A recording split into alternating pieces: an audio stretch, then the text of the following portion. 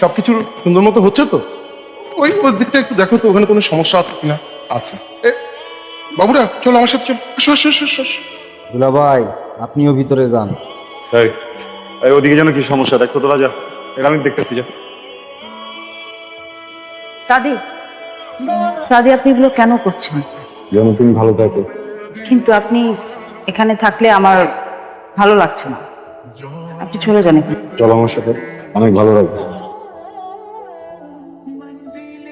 মজা করতেছি, ভয় পেয়ে গেছো না? তারপর কিছু নেই। আসলে আমার খুব ইচ্ছা ছিল তোমাদের বউ সাজবে, কেন নিজে বউ বানাতে পারিনি। তুমি বউ হলে তো সাজছো, তাই না? সমস্যা নেই, একটা কাজ বাকি তো, ঠিকঠাক করে দিয়ে আমি চলে যাবো। খুব সুন্দর, ডেকোরেশনটা খুব ভালো হয়েছে। লাইট টাইট মিলায়া জোশ। তোর ডেকোরেশনের ব্যবসা করে ভালো করবি, ভালো না? তোরা এখানে কি করস? বিয়া হইব, বাসর হইব না? এত সুন্দর একটা জিনিস ভাবলাম বাসরটা আমিই করে যাই।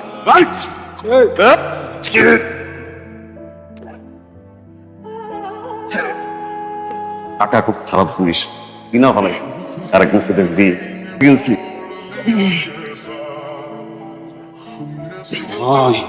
আমি তো ভালো হইতে পারুম না।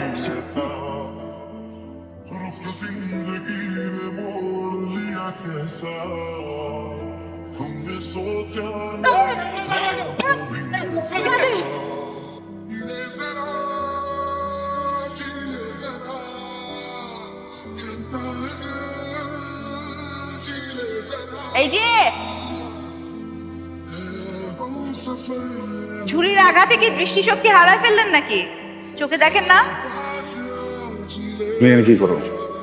আসছিলাম একটা কাজে একজনের কাছে, কিন্তু যার কাছে আসছি তার মনে হয় টাইমিং সেন্স একটু খারাপ। কি ব্যাপার, ছুরির আঘাতে চোখের সাথে সাথে কি বলার শক্তিও হারায় ফেলছেন নাকি? কথা বলতে ভুলে গেছেন? সংসার কেমন চলে? হাজবেন্ড খুব ভালো, তাই না? আমি বিয়েটা করি নাই, যার সাথে বিয়ে ঠিক হয়েছিল অনেক শিক্ষিত কোয়ালিফাইড ছেলেকে বিয়ে করে তার সংসার যখন করব তখন তো সে উঠে বসতে আমার ভুল ধরবে। সে তো বাইরে থেকে আসছে, পটর পটর ইংলিশ বলবে, আমার তার জন্য ইংলিশ শিখতে হবে নতুন করে। আমি যেহেতু বাংলা মিডিয়াম, সংসারে কি হবে জানেন? আমি বসগিরি দেখাতে পারবো না, সেই হবে বস। এটা একটা সমস্যা না?